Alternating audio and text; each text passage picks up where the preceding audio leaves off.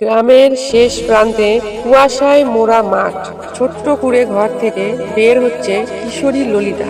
তার পরনে সাদা লাল সুতির শাড়ি, হাতে ফুলের ঝুড়ি। সে পায়ে হেঁটে যাচ্ছে বনের দিকে ফুল তুলতে। ললিতা তুলসী পাতা ও বেল ফুল তুলছে, মুখে মৃদু হাসি, চোখে ভক্তি। পেছনে সূর্য উঠছে, আলো পড়ছে তার মাথার উপর। সে ফিসফিস করে বলছে, এই ফুলগুলো শ্রীকৃষ্ণকে দেব। ললিতা একটি ছোট কৃষ্ণ মূর্তির সামনে বসে, হাত জোর করে চোখ বন্ধ করে বলছে, হে কৃষ্ণ, আমার কাছে তোমাকে দেবার মতো কিছুই নেই, শুধু প্রেম আছে। রাতে ললিতা ঘরের বিছানায় ঘুমাচ্ছে, স্বপ্নে শ্রীকৃষ্ণ আসছেন। নীল বর্ণ, হলুদ পীতাম্বর, মুখে মৃদু হাসি। তিনি বলছেন, ললিতা, তোর ভালোবাসাই আমার ভোগ, তুই আমার শ্রেষ্ঠ ভক্ত। পরের দিন ভোরে ললিতা ঘুম থেকে জেগে উঠে শ্রীকৃষ্ণের ছবি দেখে চোখে জল নিয়ে হাসছে।